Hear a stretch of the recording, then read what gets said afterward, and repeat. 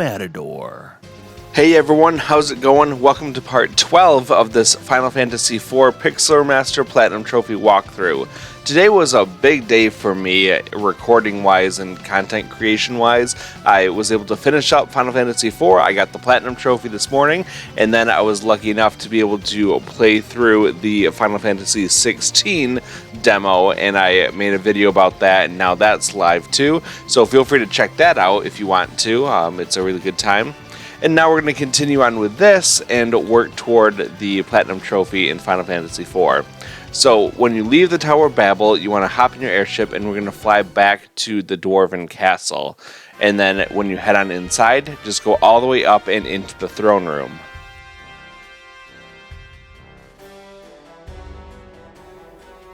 You have returned. Were you able to recover the crystals? No, I'm sorry. I see. Golbez is very persistent. He is trying to open the sealed cavern by force. It will only be a matter of time before he succeeds. I want you to get the crystal before he does. Luca, come here. Yes? Your necklace. Here. This is the key to open the sealed cavern. With this necklace, the entrance will allow you to pass. We must protect the last crystal. We'll do our best. Received Luca's necklace. Well, from here, we're going to go down and out of the throne room, and now we're going to go to the left and up the staircase, and then just go straight up, and this will take you into a back hallway, and go into the first door, and that will take you into a room where we can actually find a sleeping comrade. Hey, where's my food? Sid! I can't believe it. How did you... Heh heh. Who's the geezer? Geezer? Who's this snot-nosed kid? Watch your mouth, windbag. You got a name to go with that yap of yours, runt? You're speaking to Edge, Prince of Eblin. It's hard to believe, but it's true. I'm also handsome and really skilled. Stop that! He's in no condition to be antagonized by you. Heh Rydia's got you whipped, eh, kid? Shut up, jeez. So, what of Golbez? He still holds all the crystals except one. But we can't go after the last crystal since we left the Enterprise at the surface. We've taken an enemy airship, but it can't fly over the magma. I guess it's time for me to shine again. What would you do without me, eh?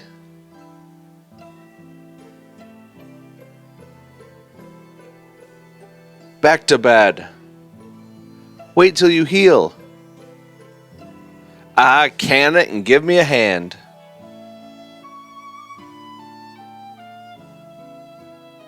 I think he's fine. Yeah.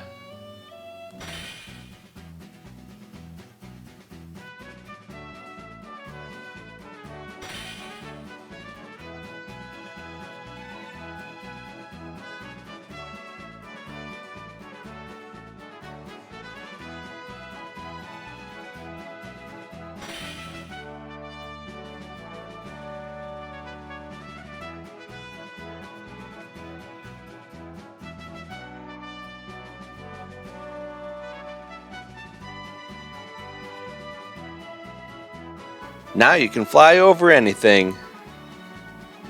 Thank you. Sid?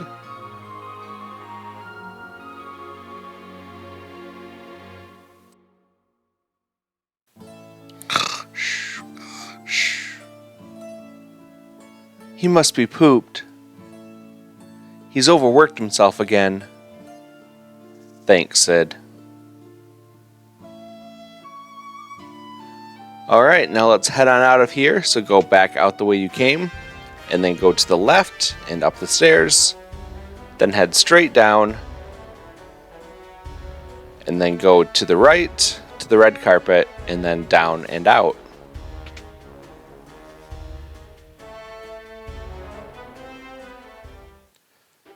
Once you're outside, we're going to hop into the red airship, and the first place that we're going to go is south. And we want to go down to the middle southern continent, and there's going to be a little town here kind of tucked away in the corner, and we're going to go inside here. This is Tomra, and Tomra has a couple things that we need. First, go all the way up past the armor and weapon shop, and then there's a house in the northwest corner. It's got 2 treasure chests on the right and 2 on the left, and there's also 1 pot on each side that has an item for us. So 6 things total in this building. Make sure you get all of them. So that's 4 treasure chests and 2 items in this one little room. Once you're done there, you can head on out. Now we are going to go to the weapon and armor shops. There's a couple little upgrades that you can buy if you want to, so go ahead and check those things out. We're going to buy 1 Asura, and we're going to buy a chain whip here. And that's all that we really need from the weapon shop. Let's go over to the armor shop.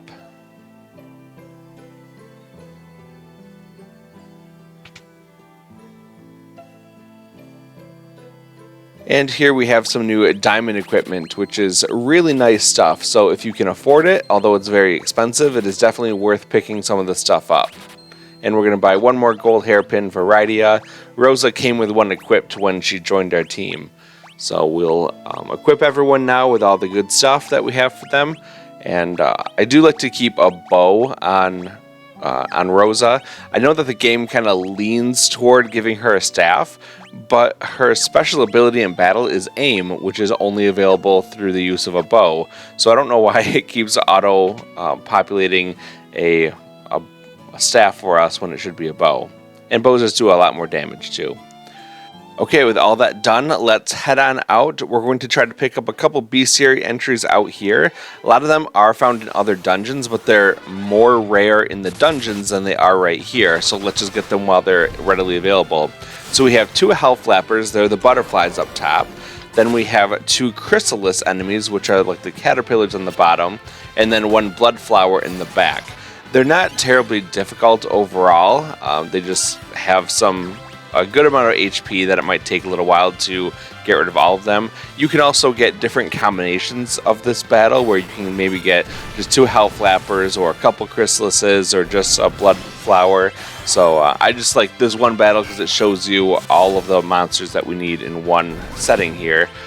But anyway, work together, get rid of these enemies as quickly as possible, and then you can move on. Okay, and with that done, now we can hop on into our airship again. And the game wants us to go just a little bit to the northwest. There's a little spot there, but we're going to go a little bit further and onto this island here, and we're going to go inside. This is the Cave of Summons, and the floor is literally lava here. So what you want to do is cast Float on everyone, and then you can proceed while being protected from the lava. I passed through here when I left the Land of Summons. Perhaps we should go ask Leviathan for help. Now with Float protecting us, let's run around until we get into some fights. We want to add a lot of things to the Bestiary, including this enemy, the Arachne. She basically uses Earthquake as her main attack, and because we're all floating, it doesn't do anything to us at all. So this is a very easy battle for us, and we can take her out with just a couple hits. Let's keep running around here a little bit. Like I said, there's a lot of things to add to the Bestiary.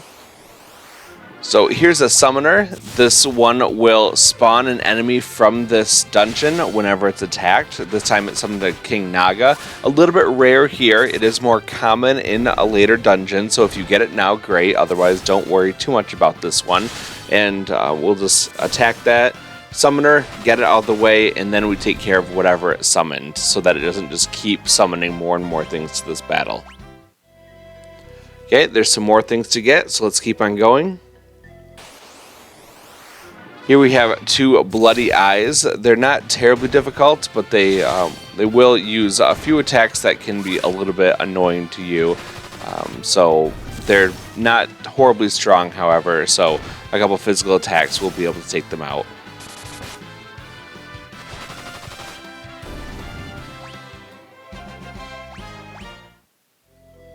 Okay, Okay, we're not quite done yet. There's a couple more. So here we have a warrior up front and the mini Satana in the back. The warriors are pretty strong. They actually hit very strong when they hit a front row character. The mini Satanas in the back will cast Confuse on your characters whenever it incurs damage. So what I like to do is have Rosa cast Protect on everyone. That will limit how much damage is coming in from those warriors, and then try to hit them really hard by using some form of a summon. So using Titan is a good choice here. It can do a lot of damage to these guys. And then just make sure that you're keeping your health up either through Rosa or through Cecil using some white magic. We're going to have Kane use Jump that can do a lot of damage when it comes down. And then we can have Edge use his normal attacks, and that should work pretty well against them as well. If you use Edge's ninjutsu, you're going to hit all the enemies again, and if you don't kill those mini Satanas, they're probably going to counterattack with even more confusions, and that can make a bad situation get worse in a hurry. Unfortunately, Rose likes to help the enemy when she's confused, so she can cast Haste or Protect or something else on them, and what we're going to try to do is just have Rydia finish the enemy with another summon and see if we can just limit the number of times that we're attacking and try to do the most amount of damage possible every one of her turns, and hopefully just wipe the slate clean with them as quickly as possible.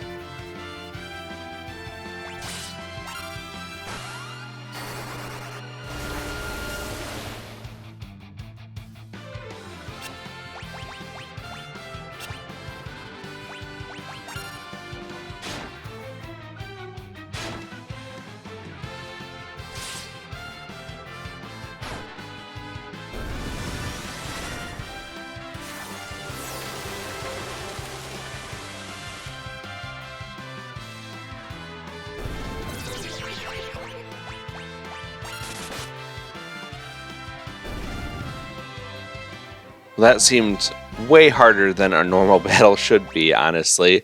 And unfortunately, we're still not done with the Bestiary entries here, so let's keep going around, and we're going to find this guy, the Thunder Dragon. He's not terribly difficult. He does have some pretty strong attacks like this Thunderbolt, and if you're not careful, he can do a lot of attacks on one enemy, and he can take you down. So you can see he does over half of Edge's health and damage there, and one more will be able to take him out, unfortunately, just the way that it happens. So it's just part of the game. Deal with it if you have to. You can always pick him up after this. But he's dead and added to the Bestiary, so that's good. He's kind of a rare monster here, so you might encounter him a little more often later on. Well, once you're all done with those guys, go up and grab the Phoenix down from the chest, and then go directly to the left through a secret passage to grab another one. Go back to that first chest and then head straight south, and you're going to run into another chest, and then go over to the left, and you'll work your way through the linear path, and that will take you into the second floor. You do have to recast float on every floor change because you lose your float status. So whenever you go through a staircase, make sure that you recast float before moving on, otherwise you'll be incurring damage with every step that you take. So walk around to the bottom right corner. You can grab another treasure chest here for a high potion, and then go to the opposite corner, the top left, and that will take you to another treasure chest for a cottage. Now we're going to go all the way to the right along the linear pathway, and that will take you to another staircase. Once you're here, make sure that you cast float again so that you're protected against the lava, and then we can go keep hunting some more treasure chests.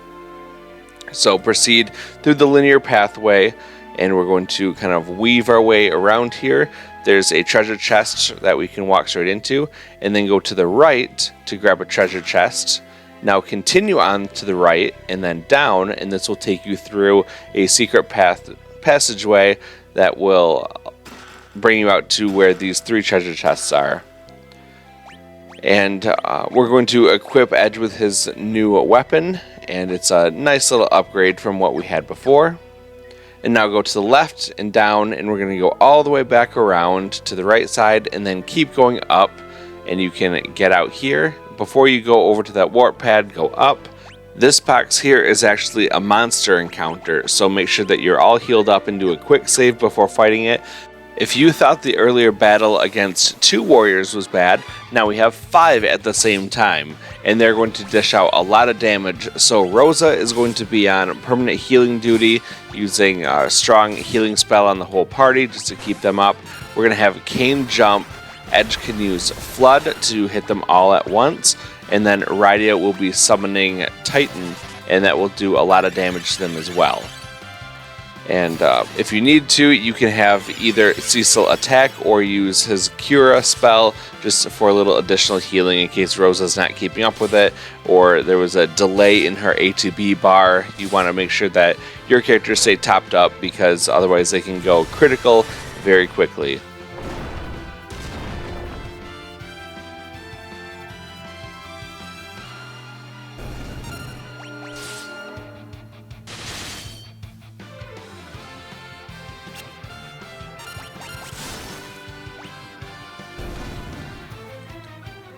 Okay, with those monsters out of the way, let's check and see what we get in this box, and it is a Defender, which is an amazing sword for Cecil, so feel free to throw that on. Kane actually can wear it too, but I'm going to give it to Cecil right now.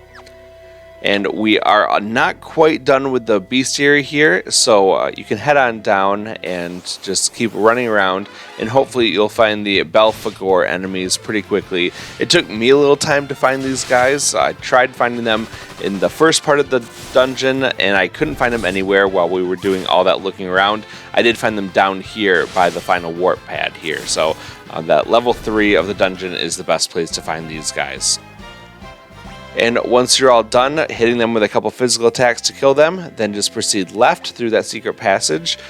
We are right next to the warp pad, and we are going to do a quick bestiary check just to make sure that we are in good shape here. So head on down and we'll look at number 113, and we're going to go all the way down, and we'll be looking through number 119. So hopefully you have all of those guys. 122, the King Naga popped up for us as well, but like I said, you can get that later on, so don't worry about that. Once you have everything, then you can step into the warp pad and go to the Land of Summons. Grab the first treasure chest right next to you and then proceed up. We're going to go kind of clockwise around this whole place, and there's a couple treasure chests on the route as we go. So go ahead and grab the one all the way on the right side for 5,000 gil, then keep heading down and grab the one at the bottom for 6,000 gil. Now if you go up, there's actually a hidden tile that looks slightly different from the others. Step on it and that takes you up into a room with 4 more treasure chests. So go ahead and grab all of these. And now we're going to proceed back into that warp pedestal, and we're going to go back to the top of this section. So work your way back around, and there's another warp pad up here. We're going to step on it to go to a new area, and then immediately step off and back on, and that will allow us to go down and grab the one treasure chest over here, which is a rat tail, and we actually need that for a trophy soon. So now we're back here, we can head on down, and we're going to go all the way over to the armor shop first. Head on inside. There's not a whole lot of good stuff here, so you probably could skip this if you wanted to. There's just a light robe that you could put on Rosa if you wanted to. The Aegis shield is about the same as what we've got already, so grab that if you want to, but it's definitely not necessary. So I'm just going to equip the light robe onto Rydia, and that will be it for right now. Head on out, and now we're going to go over to the weapon shop to see what they have for sale.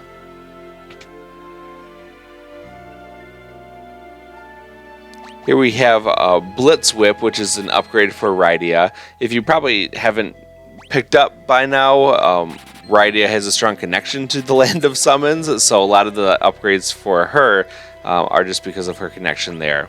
You could also pick up a Kotetsu for Edge for a slight upgrade for him too, but that's not really necessary either. Just if you have money, go ahead and spend it.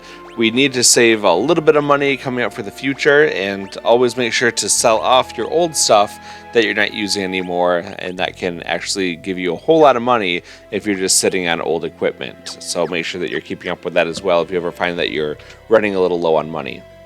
Well, when you're all done, head on out, and we're going to go to the room or the house in the upper left corner of this whole place. So go on up by where this dark bomb is, and inside. You'll find 2 treasure chests here, one on the left side and one on the right side, so go ahead and pick those guys up. And now if you check, we should have 11 out of 11 chests, but 0 out of 2 items, and that's okay, we'll get the 2 items later on. The top of this room also has a gray square with a circle and a triangle in it.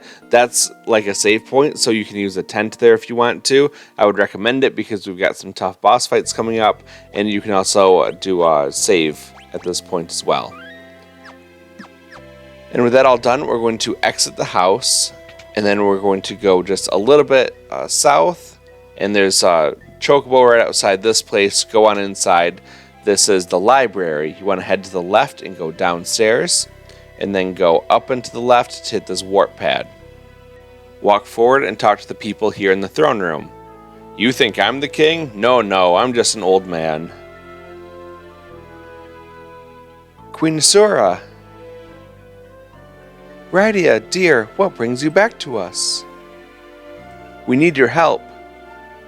Very well, but first you must prove your worth. That is the way of things here. Do you possess the strength and courage to challenge me? Let us begin the test. So here we have the fight against Asura, and this is actually kind of a tough fight because she will begin by casting a bunch of beneficial status effects on her, like Protect or Haste, and what we want to do is cast Reflect on her to begin with, and that will mean that everything that she casts on herself will now be cast on us. So that's a great way to stop her from trying to either cure herself or give herself a lot of beneficial status effects.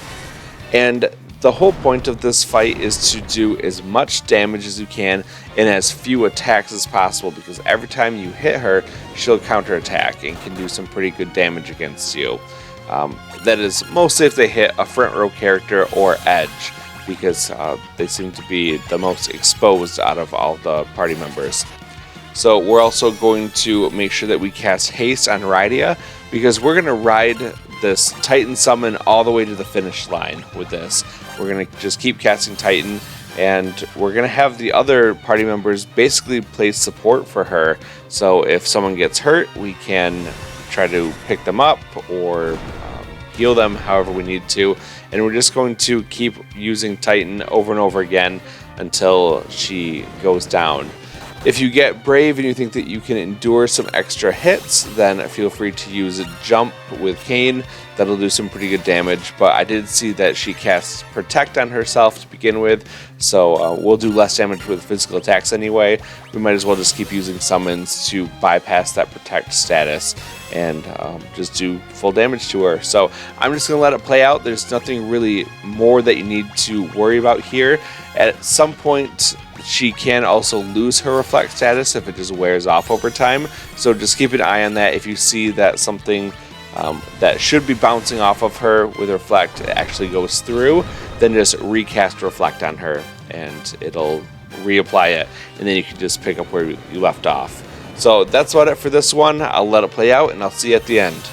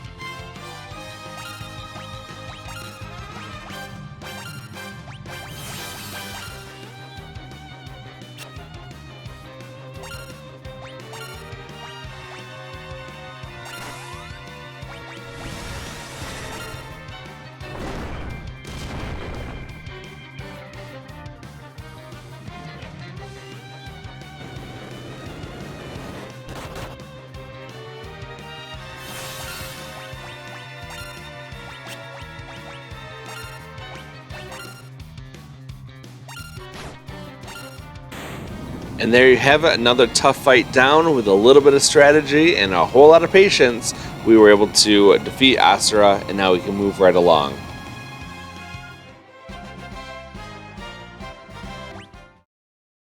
You have proven your worth, Rydia. You may summon me whenever you desire. Rydia has learned Asura.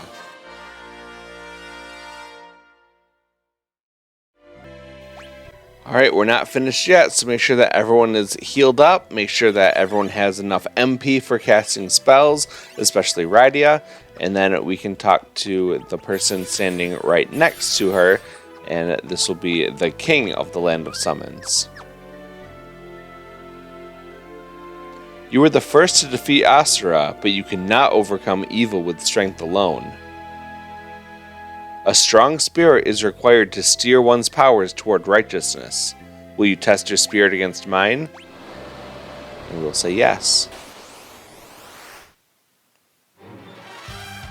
Okay, it's time to fight Leviathan, and this might be one of the easier Leviathan fights in the entire Final Fantasy series. He opens up by using Tidal Wave. That's going to do some pretty decent damage against all of your party members.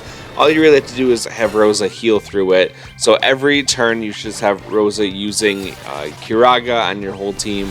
That should be enough to keep up with it. Kain is going to jump. Rydia is going to use either Thundara or Thundaga if you have that. And we're just going to attack with Edge and Cecil, and that will be the remainder of the fight. You should be able to continue on, no problem with that. I know that I'm showing Rosa cast Shell on everyone. I would not recommend doing that after all, because I'm watching the numbers pop up, and I see that the amount of damage that Leviathan did to Cecil before Shell was 477 damage. And the amount that he's doing after Shell was cast was 477, exactly the same. So everyone's being hit by the exact same amount before or after Shell. It doesn't matter. You don't need to waste a turn casting Shell on everyone. And all that Leviathan's going to do is just keep using Tidal Wave. He'll kind of revert forms, and when you see him change to his other form, he'll use Tidal Wave, and then he'll go back to that and just kind of keep cycling through it. But Rosa should be well enough equipped to be able to endure those attacks and also cure everyone, and it shouldn't be a problem. So just put it on auto battle once you have everyone's commands locked in, and this fight will be over in no time. So I'll see you on the other side of it.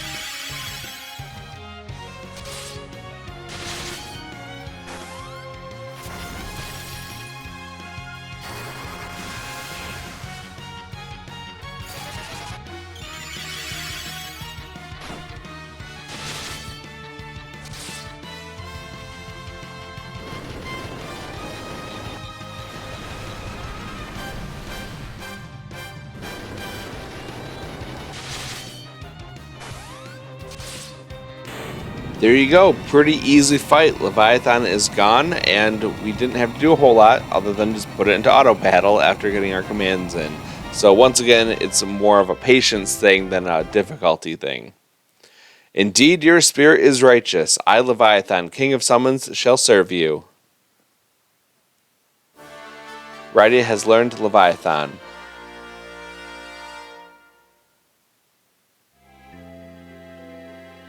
Okay, that's all that we need to do here, so we can go ahead and exit. We're going to go back out of the library, and then we're going to go all the way back to the far right side of town, there's a little warp pad up there. So go ahead and use that, and we will then work our way back to the left and down to the other warp pad that can take us back to the cave. Back in the Cave of Summons, make sure that you cast Float on everyone to protect yourself from the lava, and we're just going to head out. I've sped up the footage just to save a little bit of time, but it's all ground that we've covered before, and make sure that you're recasting Float on every floor so that you don't get hit by the lava accidentally. And then just make your way all the way back to the entrance. When you're outside, hop into your airship, and we are going to fly to the northwest continent all the way up in the upper left-hand corner of the mini-map.